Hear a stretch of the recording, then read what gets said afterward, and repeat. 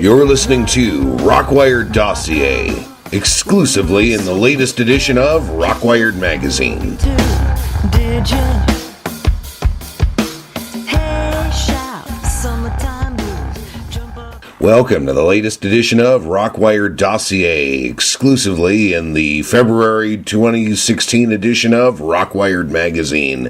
I'm your host, Brian Lush, and it's been a while since we've done this feature, and we're happy to be bringing it back, and I'm happy to bring it back because of today's subject. It is Cranked Up Live, a syndicated radio show that is available in over 55 markets throughout the world, and what excites me the most is that it's all based, well, half of it is based here in New Mexico, the land of entrapment in Carlsbad.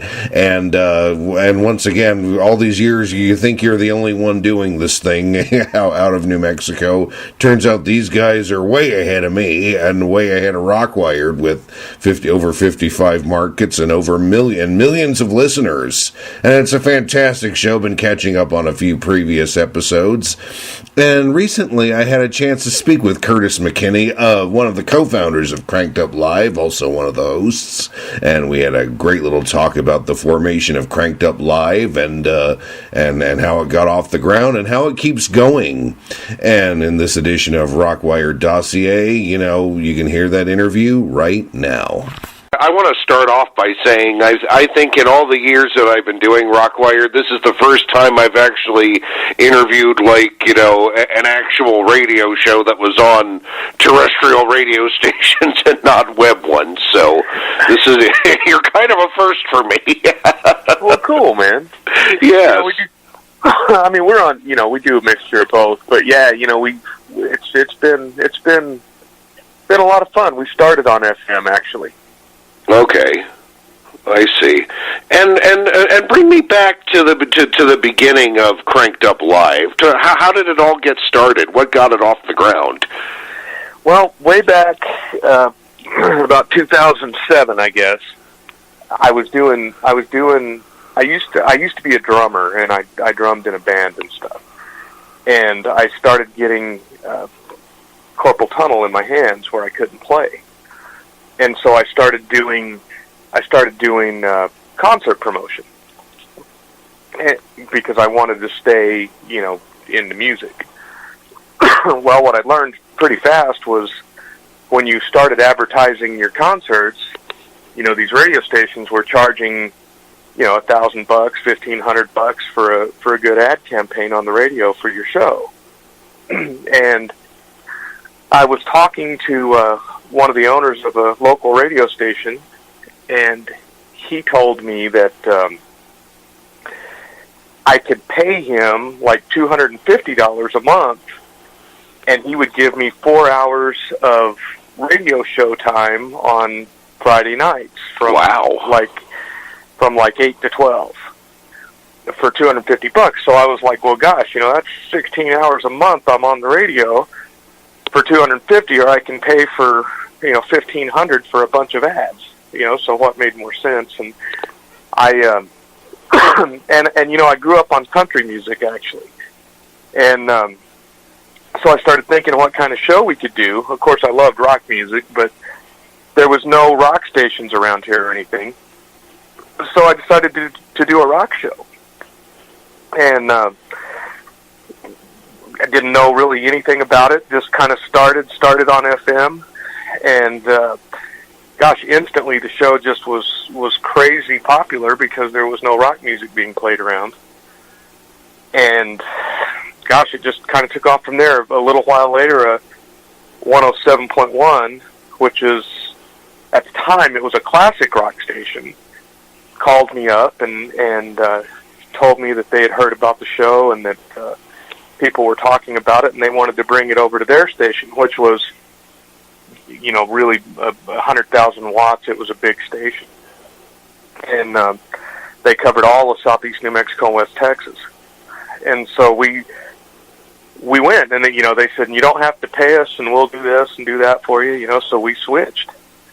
And, we're still there today. They've ended up, partially because of our show and the popularity of it at the time, they actually switched from a classic rock station to an active rock station. And so that is the big rock station here now. We're still on it today. That's like our home station, KTUM. Wow! So before before all of this got started, you had no interest in radio, did you? I mean, other than as a listener. Well, back when I was about 14 years old, 15 years old, I stumbled into a country radio station, and I was just kind of I've always been fascinated by radio. One of the really cool things was when Brad and I were little kids. We just lived around the block from each other, and we had this old. I had this old stereo that had an 8-track player in it, believe it or not, and a record player on the top, and we would take old records and play them and record them on the 8-track, and we had this really cheesy microphone that would plug into it, and we would record like we were on the radio, and we'd play songs, and then we'd listen to it back, so it's kind of funny how it's come full circle now that, we're actually on the radio. But when I was like, like 15 or so, I stumbled into this country station, and I was standing there, and the guy needed a voice for an ad, like a young voice, and he asked me if I'd go into the studio and record it for him, and I did, and I was just blown away by it, and I ended up doing voiceovers for them way back then, and then it kind of turned into monster truck rallies and events like that, but I never really considered a career in radio because it's kind of tough to break into, and of course I didn't go to broadcasting school or any of that stuff. We just kind of paved our own way. We bought on, and paid to be there, and then when we proved ourselves, it started taking off. So when people are listening to Cranked Up Live, they're actually listening to a real friendship between you and Brad. You guys have been friends forever then. Oh, we've been, Brad, I've known Brad since we were about 5 years old. Wow. And I tell you, Brad was always, and this is no BS at all, Brad is like a genius. Really, like legitimately, his IQ is like off the scale. And when we were in grade school, they took Brad out of school. He was taking like high school classes when the rest of us were in like first and second grade. And wow. And when we graduated high school, he had already had all kinds of college courses by that time. He was accepted to like everywhere. They wanted him to go to college everywhere. He got accepted into the Air Force Academy and all that stuff. Everybody wanted him. And he had planned on being a brain surgeon. That's God's honest truth. And so he goes to college, right? He goes to college and he's sitting in class, and he's a freshman, and he'd gotten into weightlifting too, and personal training and stuff. So he was a really big, like Lou Ferrigno type dude, really ripped up. And he goes to class, and one of his professors, I think it was like a calculus class or something, had this big equation written up on the board and was telling everybody how to do it, and Brad was like, "That's not correct." And pretty much he was like, "Well, you're so smart, why don't you come up and show me what I'm doing wrong?" And so he did, and the professor got really mad at him, and Brad pretty much told him, he's like, "Look, man, if I already know more than you do, and I'm just taking the class, I don't need this crap." And he walked out, and he started doing personal training for a living, and he like ran a gym and stuff. It's just a total 180 from what he was laid out to do. He just, I guess he thought he was putting it to the man. I don't know, but the guy's brilliant though, and without him, the show would just be nothing like it is, because he's definitely the brains. And a show that's carried on 55 different stations is quite an accomplishment there. Talk about the syndication process. Does someone handle it for you? Is that something that you and Brad do internally and sell yourselves? Explain how that works to me. Well, when we first, we were sitting on 107, on the FM station, And I was talking to Will Rooney, who's, he's the GM over there, and, the show was just getting crazy, crazy listenership back then on this one station. And I told him, I said, we're really thinking about, maybe trying to go somewhere else. We want to stay here, but we want to see if we can expand. And he was very supportive. He was really good about it. There was another lady that worked there at that station at the time who wasn't so crazy about the idea, because she didn't want us to split or whatever. And we ended up getting picked up by a digital station. So we were on 2. And then we got kind of fired from 107 when we did that. Oh. So they kind of canned us, and we ended up going to the competition here, and we were on there again for a while and worked it out. We ended up going back to 107, but what we did was, we kind of sent out, we would send out show demos, and I tell you, man, it's a lot of work. We were doing it on our own, and we'd find stations, and we'd send them a packet of stuff with us, which most of them just threw in the trash. And slowly but surely, we started picking up more affiliate stations. And then we decided that we would have somebody handle it for us, and we signed on with Fox Rock Communications. And they handled it for a little while, but, I thought it was kind of a bunch of BS. I wasn't really happy with it, and we went through about 3 different syndicators that signed us. And I finally just told Brad, I said, it's time, I think we can do this on our own.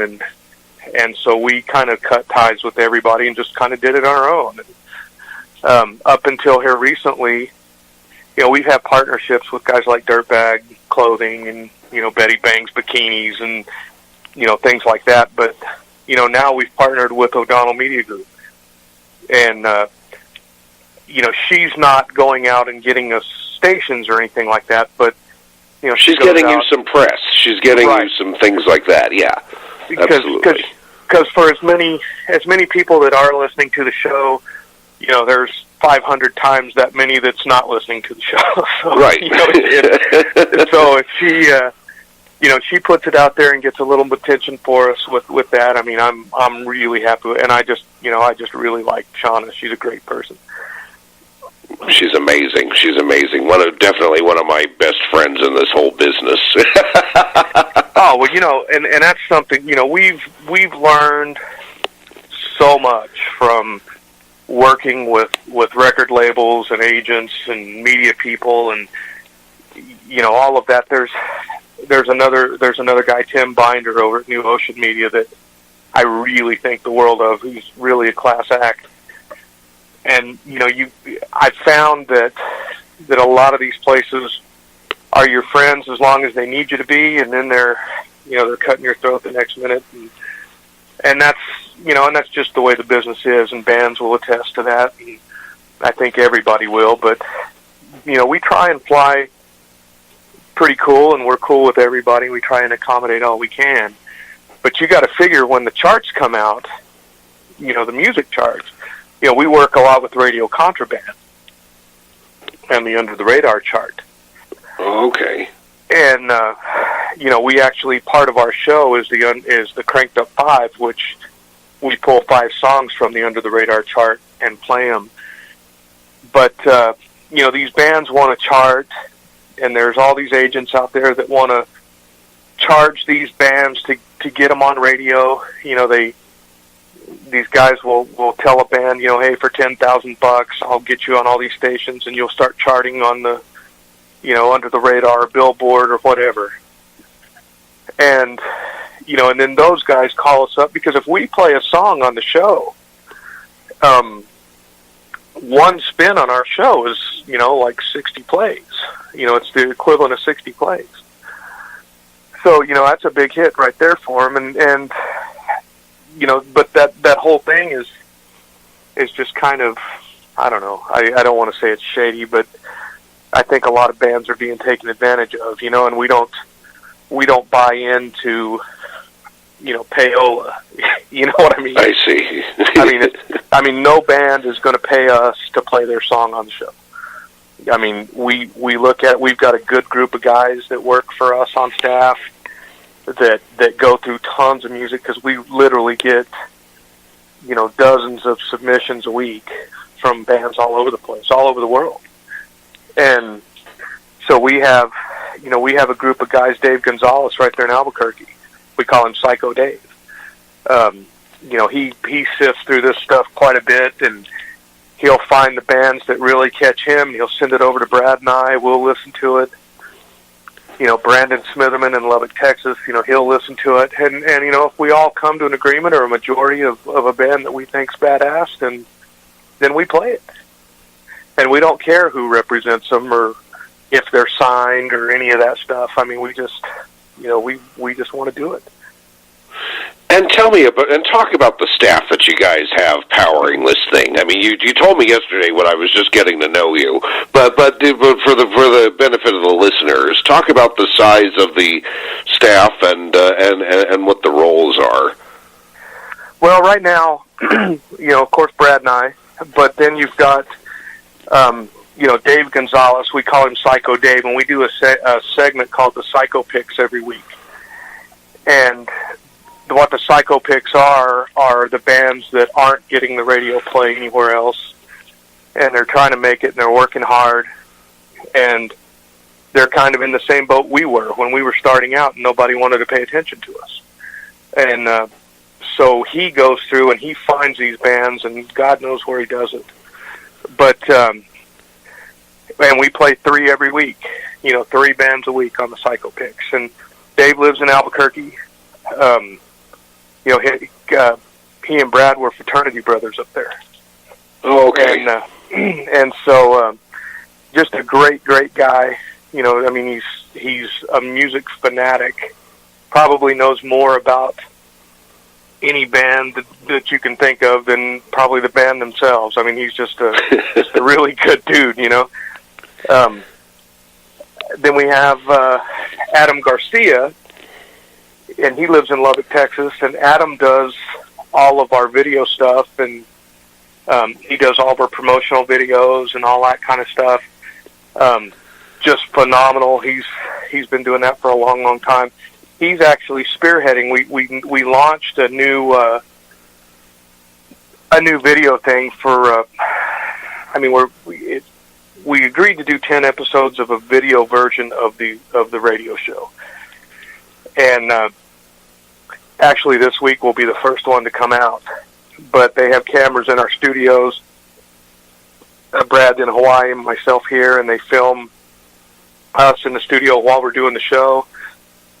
And then it goes into music videos instead of just listening to it on the radio, and it's going to be condensed down 1-hour version. And Adam Garcia is the one that's spearheading all that. He's directing it and producing it. And just phenomenal talent. Then we have Brandon Smitherman, who is in Lubbock, Texas as well, and he has the Ashes Studios over there, and he produces bands and all of that stuff. And we got lucky getting Brandon on board, because he's one of the best sound engineers that I know of. And so when we do the show in our studio, and then everything goes to Brandon, and Brandon and in his studio, they put everything together. They put the show together, and they distribute it to all the affiliate stations. You know, Adam gets the footage out of the studios that's been recorded, and you know, he starts putting together the video version. So I mean, it's a well-oiled machine now, but it's taken a long time to get there. And what do you think has made? What do you think makes the show so marketable? What do you think made 55 stations just sort of snap it up? You know. Well, I mean, I got to tell you, you know, we were totally eating ramen noodles for a long time. You know, because you know, everybody thinks that radio is, you know, this high paid great deal to be into, and that's, you know, it's really not the case. You really work your butt off. Right. To get there. But when we started everything, when we started it all, it was like we wanted to be different. Like I said, I grew up on country music. We only did a rock show because there was no rock music around. So we wanted the rock show to be different from anything else, and we wanted to have that back and forth banner where we talk about stuff that's going on, you know, in the world right now, and make fun of it. You know, I think, you know, the Caitlyn Jenner and the Bill Cosby and Barack Obama jokes, you know, and we try not to be political, but sometimes we can't help it. You know, so we have that aspect of it, and then we do, you know, we do comedy bits in the thing, and then the music drives it, because we're playing, you know, the bands these days are just phenomenal. And, you know, we play a lot of music. We don't talk a whole, you know, too much. But what we do say, we try and be entertaining with. But the music drives this thing, and anybody can just play the songs. But, you know, by the time you get all the liners, oh yeah, and that's something else. John Lindquist out of Las Vegas, Nevada.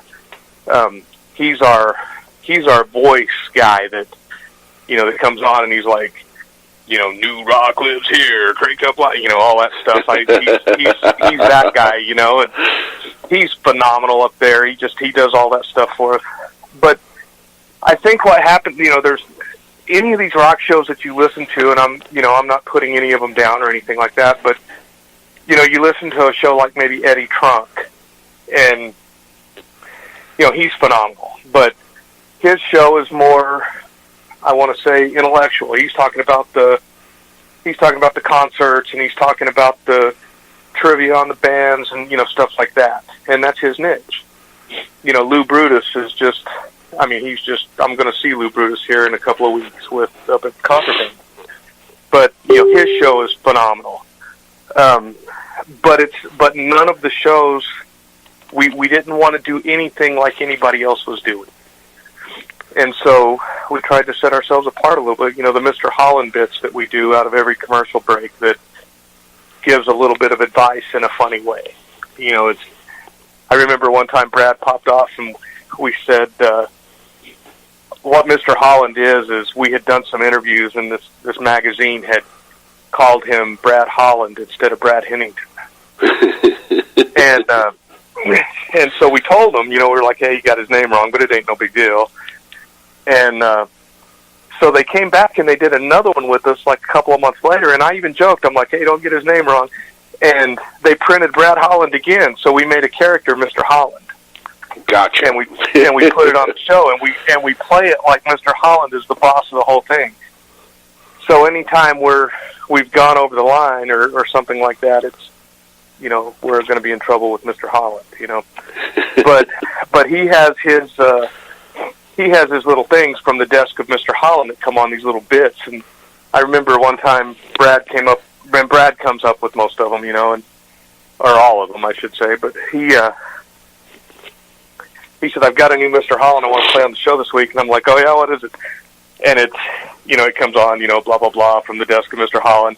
And the advice was, when you're at a party and someone asks you to stay longer than you want, ask yourself, what would Jesus do? And then he pauses and he's like, I think he'd hang around. And he's like, what do you think? You think it's too over the top, you know? And I said, no, let's play it. And we did, and we got fired off the station. You know? One time we did a bit on Barack Obama, and we took a reading out of his book, that Tales from My Father, or whatever the name of it was, and you know, where he said something like, you know, I tried coke, I smoked a little pot, I did whatever, and we read it with a British accent with like the sleazy guitar in the background. And you mean like a Cockney accent? Oh yeah, you could just see you could see the smoke-filled room with a bunch of guys on crack sitting there by the wall, you know, and this, you know, and he comes up and it's like, you know, I did a little blow, I did a little, you know, right. And yeah, fired off 2 stations the next day. Wow. And I'm like, well, you know, we read it word for word out of his book. I mean, how can you guys be pissed over that? And they're like, yeah, but it's the way you did it. You made him sound like a drug addict. I'm like, he's the one that said it. Right, we were just making a joke about it. But, so we have to be really careful. But I think sounds like it. It sounds like it, especially when you're dealing with FM, Oh, yeah, and that's something that I tell a lot of shows, because there's a lot of people trying to break into the business, and they're making their shows and they're doing really good work. I know that, there's a bunch of them. A bunch of them are people that I've become friends with, and I listen to their shows sometime, and they're dropping F-bombs and they're doing this and that, and I tell every one of them, I'm like, it doesn't make you cooler to drop the F-bombs on your radio show. All it's going to do is limit you in the future, because if you ever do want to expand and an FM station listens to you and they hear you talking like that, they're not even going to consider you, because they don't want to take the risk. Right. And FM is really where if there's any money, really. It's not going to happen on a digital station, or does it? You tell me. You know this better than I do. It's number one. Brad and I both feel the same way. If you're getting into radio for the money, then find something else to do. Right, absolutely. It's minimum wage working at a radio station.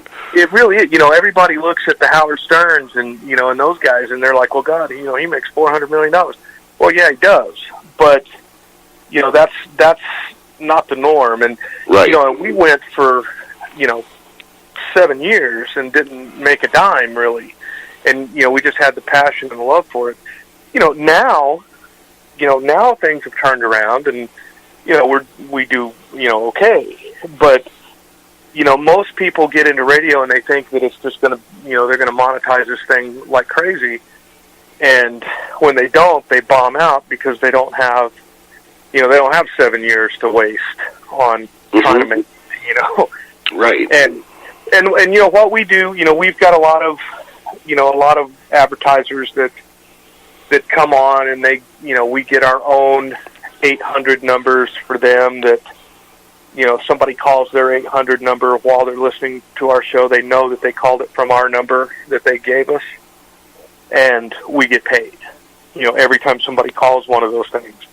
Maybe we make $100, and so if we do a show and we run an ad for Viagra, we've got to deal with Viagra, a Little Blue Pill or somebody, and we get 2,000 phone calls, during that week's show, and we make, $50 or $100 a call, then, that's not bad. But you've really got to get your listener base to a point where you've got, enough people listening that you're going to garner those kind of calls, and you're going to appeal to, that little percentage that may be interested in that one product, So there's a lot that we have to look at. To be, conscious of what advertising we put on that we think our rock, client demographic is going to want to listen to. And at the moment, musically, who are you guys spinning right now that you're really excited about? Oh gosh, I can look at these bands, and you get some of these newer bands, and I say they're newer, but they've been out a few years, like your Waylands and yes, and love those guys. They're going to be in our February issue. Yeah, that group, your Mad Lifes and your Waylands and your bands like that. I'm a huge fan. There's a band named Rivethead out of Dallas, Texas, that are just phenomenal. And I interviewed them years ago. Yeah, yes. They've been around a long time. I've actually done concerts with those guys where they came and played in my venue, and just the nicest guys. I think they're great, but they're not out on the road doing like the Waylands and the Mad Lifes and the Pop Evils were, and Right. guys like that. Or the Boba Flexes. Boba Flex. Marty, what a nice guy. He's been on the show. And that's something else. I think the interviews that we do on the show sets us apart, and we really kind of look at all of these guys that are, of course we get the big guys on, the Zach Wilds and the David Draymonds, and, all those guys come on, Bill Anselmo, and, they're all on there. But I like to try and focus on these up-and-comers, because people need to know these guys. Absolutely, and I'm looking at my site now. Yeah, I interviewed Rivethead back in 2012. So yeah. Yeah, and you've got bands like Razor, out of Arizona, and that's just a phenomenal band, and they work their butts off, and all these guys, and that's the thing, man, is being a concert promoter too. We have our own venue, and so being a concert promoter, we'll bring in, let's say we bring in a Buck Cherry or somebody, somebody that's wanting the big money to come and play. And they'll throw on, some of these other bands, like we're talking about, like the Whalens or the Boba Flexes, or, and I know that these guys are making more now than they did. Yeah. But they'll want to pay them peanuts. They'll be like, hey, we'll give you $500 to come down and play this show and open for Godsmack or whoever, And they'll tell these bands, they're like, but you're getting the publicity from it, so, never mind that we're not paying you squat. And that's not, that's not right. I feel like these guys need to be making some money, and, the concert industry now is, I think it's just in shambles, really. It is. Good Lord, no one's. Yeah, and really, that's the only true opportunity for a band to make money anymore. Really. Well, and that and merchandising. well, and here's the thing, man. Used to, I could, you could bring a band in, like say you bring a Drowning Pool in, or whoever, and I'm just throwing out names, but you bring a band in to play, and they come play your venue. You throw a couple of opening acts in. You have a fun time. People come and watch it. Well, now what's happened is, there's 500 festivals a summer. That's an exaggeration, but they've got all these big, Rocklahoma and Rock on the Range, right. And all this stuff. And every rock band on the planet goes there and plays, and only your Godsmacks and your big guys are making any money. All these little bands are basically playing for exposure or very little money. But then as a concert goer, as a fan, you go and see that show and you pay $80 or whatever, you get your ticket, and you go see every band on the planet play in one day. Well, then of course, when you go back home and your local venue has, just the one band showing up to play, these people are like, well, why the hell do I want to go pay $25 to see one band when I just paid, $80 and seen 40 bands? Right. This guy's ripping me off. They're not realizing that, that $25 ticket is getting this band some cash. This is how this band's making their living. And it's, it's really been, kind of the ruination of the concert business, man. These festivals are really killing, the little guys. And you guys have taken this thing pretty damn far. This show out of Carlsbad, New Mexico, and bringing it to all of these markets. What do you see happening for this thing next? Where do you want it to go after this? Obviously, as long as I can still talk, and obviously as much as I've talked today, you can tell that I can really run my mouth. As long as I'm still able to talk, I want to do radio. We're seeing a huge increase over in the UK, in Europe. A lot of stations over there are starting to take note of us and pick us up. And, that over there is a whole nother market where, the fans are, the fans in the UK remind me of the United States, 20 years ago. And, so they're hungry and they're digging it, and they're digging radio, and, and we're just having a really good reaction to Cranked Up Live in the UK, and and places like Australia, and I think we picked up like Slovakia the other day. They put us on an FM station in Slovakia, and right away we started getting mail from there, and we had a girl from the UK write us, and she told us, and it was really broken English, trying to read what she said to us, but basically she said there was no way she could afford any merchandise, any of our Cranked Up Live gear, but she was like, if there's any way you can send me a present, I would appreciate it. We're big fans. And I thought that was really cool, and so I called Dirtbag Clothing, and we had them send her out a package, and so she got a package of Cranked Up Live gear in the UK, which, stuff like that is just awesome when you get those letters, and, people call you, and they're fans, and and that's one of the things, like living here in Carlsbad, and, we've been offered to move for, all over the place, and, we've got a little place here with some land, and, kind of out of the city a little bit, but, I go down to the local convenience store, and nobody gives a damn who you are. They're just like, hey, Kurt, how you doing? I mean, it's like no big deal. They don't even, they could give a care less about the radio show or anything like that. When we go out of town to like a South by Southwest or, somewhere like that where we're making an appearance, we show up and we're doing the autograph stuff and all that thing, and the fans are there, and it's really cool. It's just awesome. It's an awesome feeling, and it's really nice to come back home and just be a regular dude. You know what I mean? Rock on. Rock on. That's all the time we're going to have here at ROCKWiRED Dossier. For more on Cranked Up Live, check out their official website, www.crankeduplive.com, and be sure to follow them on Facebook. For ROCKWiRED, I'm Brian Lush, and remember, keep your eyes forward, never look back, and make it up as you go. Prettiest boy I've ever seen. ROCKWiRED Dossier is powered by ROCKWiRED Media, LLC, a limited liability company, and is available exclusively through ROCKWiRED Magazine. Hey, hey.